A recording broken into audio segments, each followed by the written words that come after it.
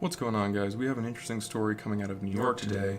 This is a piece of legislation that has been proposed in order to pass vaccination, to pass a piece of legislation that would remove religious exemptions for vaccinations. And this is a bill that is coming out due to the outbreaks of measles that has occurred recently within that state over the last several years and around the country. And so we'll go through and we'll look at this article and we'll kind of pick it apart, taking a look at the arguments, and then we'll look at the actual data from the CDC and see if this bill would actually address those arguments or not. And then we'll kind of look at the ethical considerations and logical conclusions of what this might lead to down the road. So, New York lawmakers on Thursday called for an end to non-medical exemption vaccinations for school-aged children amid an ongoing measles outbreak. Now, for those not familiar, there's been a slew of outbreaks as far as measles is concerned around the country over the last several years, with a recent spike in New York particularly, and New Jersey as well. The proposed legislation is backed by a group of Democratic lawmakers who say they want to close the personal belief loophole. Now, interesting that they use this kind of framing when they're talking about this sort of bill, because a personal belief loophole would make it imply as if that's not exactly what it was intended for, when indeed that's actually what it was. The idea behind a personal belief loophole, quote unquote, or personal belief exemption as it is more commonly referred to, is that if the person has a sincerely held religious belief conviction as to why they don't want the vaccination, the state has no right to mandate a violation of that. The idea in the American law and the wider society and culture or founding of our nation is for religious liberties to reign supreme in the mandate of the individual. And so whenever we have sort of legislation proposing these sort of things, we need to be skeptical in looking at that and question a little bit deeper as to why they're going after this. So when we see this kind of language, typically, what they're about to shift to is the shift from the individual to the institutions. And indeed, in the next paragraph, that's exactly what we see. So when David Calusi, the sponsor of this bill, talks about that, he says that we've seen widespread measles and really spread like wildfire communities where the vaccination rates are not so high. And a bit more on that in a moment as far as why that is the case from the CDC. So Calusi added that religious groups he'd spoken to do not bar people from receiving vaccinations. And this is that sleight of hand that I was talking about. So we've gone from a personal belief loophole here to now talking about religious groups. So the group is not the individual, nor was the law intended to address group religious beliefs. Groups do not receive vaccinations, nor do they file exemptions as far as individual religious exemptions for vaccinations. It is the individual. And again, it says religious communities that I've spoken to in no way prevent people from getting vaccinated. No, neither do they prevent people from getting chemotherapy. That is an individual choice. And it is not for the religious institutions to decide that, nor even if they did, would we create religious exemptions for groups. We create religious exemptions for individuals. So the Supreme Court has been very clear on this as far as religious convictions of the individuals, in stating that it does not require a religious institution to have this belief or a religion to historically back this belief. The requirement or the standard for this is actually having an individual who has this religious belief. And so long as they can demonstrate that they hold it sincerely, then it is considered under the law as being legitimate. So the religious communities that I've spoken to in no way prevent this. And then we have State Senator Brad Hoylman echoing Calusi, stating that there is no major religious group that advocates against vaccinations as part of its official doctrine. Again, not the question here. This is a red herring. New York's religious belief exemption is a personal belief loophole. No, that's exactly what it was intended to do when it was created. Holman said, according to experts, no major religious group advocates against vaccinations as a matter of official doctrine. That is not the question. The lawmaker said only medical exemption from vaccinations should be allowed, and this is a position of personal value. If you're not a religious person or you don't have a religious conviction, then it would seem absurd to you in order to have a religious exemption for that. But again, if you're a person with a religious conviction, then this would be extremely offensive to you, And, if somebody who had a value judgment that was different from yours, and then mandated to you that you had to have a procedure or a drug or any sort of therapy that did not align with your values, you can imagine how upsetting and disgusted you might be with something like this being forced down your throat.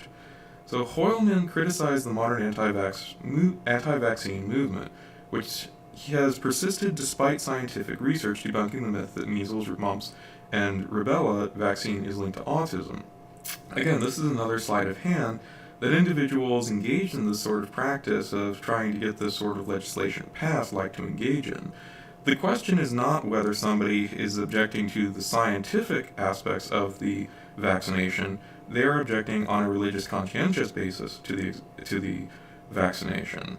And so again, this is a red herring that they are introducing and basically attempting to malign individuals who seek religious exemptions, is saying that they are some sort of science deniers or out of touch with reality concerning the facts of the case. But again, that is not what we are speaking about. We are speaking about religious exemptions for individuals. And so again, not relevant to the question at hand. The bill is currently in committees in both the state Senate and the Assembly, the newspaper noted. If the legislation is signed into law, New York would become the fourth state to allow only medical exemptions for vaccinations. California passed similar law in 2015 when measles outbreak hit California. Mississippi and West Virginia are also only allow medical exemptions for vaccinations. There have been more than 387 cases of measles in 15 states between January 1st and 2018 of this year, according to the Centers for Disease Control. Now, I find it very interesting in this that they provide that information and they give a link here, but they don't report what else the CDC said concerning that. And we'll take a look at that here in a moment, but I find it very interesting that they omitted the rest of that statement. It is the second largest number of cases reported since the virus was declared eliminated in 2000. Well, apparently its demise was greatly exaggerated because here we are. There have been 259 confirmed cases of measles located in New York City as of April 3rd, according to the state. Now, 259 cases, I wish that they would give that information concerning the rest of the cases here when we look at the CDC, and we'll take a look at it. Maybe they do. I haven't looked at that yet. So there has been additional cases confirmed by Rockland County, which declared a state of emergency over the outbreak in March. According to Journal News, there have been around 525 confirmed cases in Brooklyn, Queens, and Rockland County. Okay, so let's look at the CDC and see what the reason for the spread of this initial event was and why it happened, and see if the removal of a personal exemption for school children would be appropriate. So when we go to the CDC, we can look at the numbers here, and we can see the history for the last several years, dating back to 2010, as far as the ebb and flow of how many numbers of cases we've had. In 2014, obviously, it was the highest percentage, and we've come down drastically since then, and then had these spikes in Brooklyn and New York over the last 2 years. But the CDC actually provides a little bit more information. If we scroll down, we can see these outbreak cases by year in far as how they originated and where they came from. And it's very interesting when you look at this data in conjunction with the fact that they omitted it in the article. So in 2018, the U.S. experienced 17 outbreaks in 2018, 3 outbreaks in New York State, New York City, and New Jersey, respectively, contributed to most of the cases. Cases in those states originally primarily among the unvaccinated people in the Orthodox Jewish communities. These outbreaks were associated with travelers who brought measles back from Israel, where a large outbreak is occurring. That's very interesting because a religious vaccination exemption for school children would mean that it has no effect related to this case, historically speaking, for last year. Because the Orthodox Jewish community have their own schools outside of state control that do not require the vaccinations, in which the state has absolutely no control over regulating. And so it's kind of absurd in talking about this and looking at that originated case, but also that 82 people brought measles into the U.S. from other countries, which obviously the United States has no control in regulating their vaccine programs, and thus would not have been able to prevent this initial influx of cases from outside the United States. Now, the argument can be presented that by requiring vaccination of children, that you're increasing the overall herd immunity for this. But the vaccination herd immunity index for measles is about 33%, if I remember correctly, and the average for the United States is 91 to 92, with New York City actually being over 93% already. And so, again, a herd immunity argument here would not apply because we've already met that threshold, and so this would not prevent additional cases as far as from a herd immunity standpoint.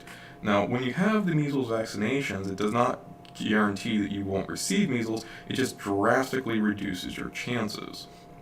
So for the state to require this, they have to make a compelling case to the individual receiving it, or in many cases, the parents of the individual receiving it. And this gets into an interesting, not only constitutional question, but a parental rights question, in that can the state mandate medical therapies or choices against the parent's will? And in some cases, the courts have ruled that they can when it endangers the child's life or it is considered gross abuse or neglect not to. In most of those cases, the child is already suffering or in extreme risk of suffering, such as the case of starvation, not providing food or warmth or that sort of thing. But with vaccinations, this is a consideration of risk for future possibility of infection from a natural disease process. And so what the question becomes is who has the right concerning the child in order to make these choices.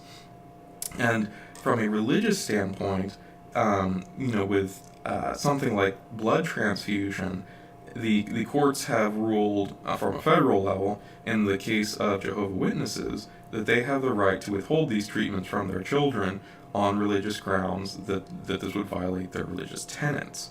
And I don't see a reason here in why vaccinations would not apply the same sort of rulings. But the bigger danger that I see in this is carrying out this kind of logic further down the line. And so if we okay vaccinations, which is clearly a violation as far as intrusive medical procedure into the patient's bodily autonomy, then we can justify all sorts of other things that are either less invasive or can be argued more beneficial.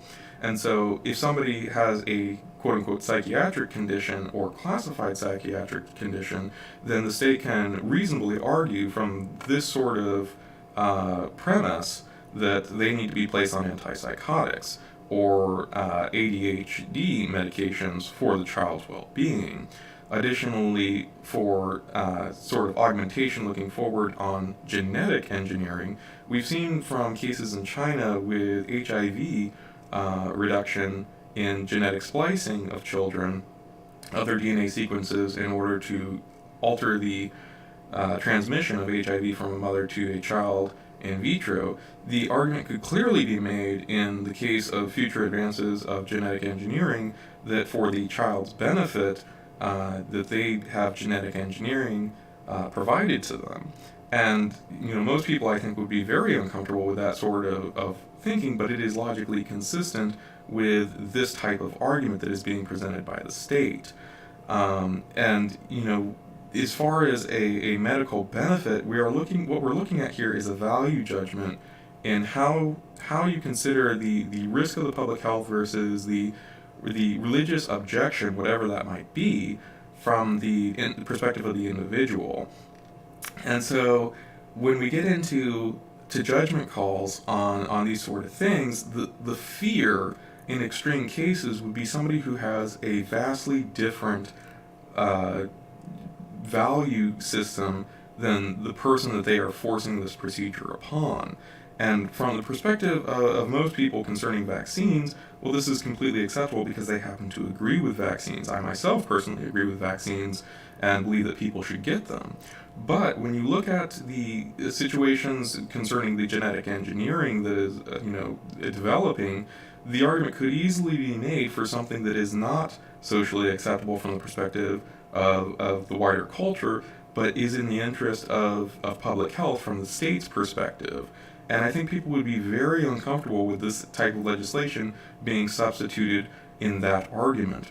And that is really, I think, what distinguishes where people come from in this sort of situation. So if you are a person who looks at this and who would not be comfortable with the genetic engineering argument, being substituted in this situation, then I think you need to take a long, hard look at the reasons you're coming into this if you approve of the state making this kind of law. Because that's not a logically consistent position if you object to one but not the other. And if you don't object to it, then you really need to question what kind of argument you're coming from in order to justify giving the state this kind of right, in order to do something like this against the objections of the parent or the individual themselves. So that's all I've got for now. I thought it was an interesting article. Before we go, let's just pop over here and we'll see if we can look at how many cases. So this is the 259 confirmed cases in Queens. Does it have? No, it's just more information concerning the disease process itself. Alright, well, I thought it was interesting. We'll see where the legislation goes. I'll try to post an update, depending if they pass it or not. But something to think about, consider what you would do if you were one of these people who had filed a religious objection, and how you would deal with this from the perspective of having a sincere conviction that this was morally or ethically wrong and out of line with your religious convictions. And, from my perspective, if I was a parent and I sincerely believe this was wrong, say this, instead of vaccines, it was a genetic altering or engineering of my child, then, I would either leave the state or I would attempt to prevent it from occurring if I was unable to do such. Which gets into a whole other interesting argument concerning the classism behind this, and that wealthy individuals will be able to leave the state in order to go to other areas where their religious beliefs will be respected. But it's really the poor who are affected worse by this, who might object on a religious basis to this kind of legislation, because they have no recourse. They can't just up and leave the state, and they're kind of stuck in a situation where they are forced to accept the state dictated morality being handed down to them. And that's never a good situation to be in. It's very dystopian, kind of Orwellian, in fact. And the idea that in America that could happen and we would be okay and justify that as a society is truly concerning. So that's all I've got. Hope you guys enjoyed it, and leave me a comment on what you think. If you disagree, I'd love to hear it. Take care.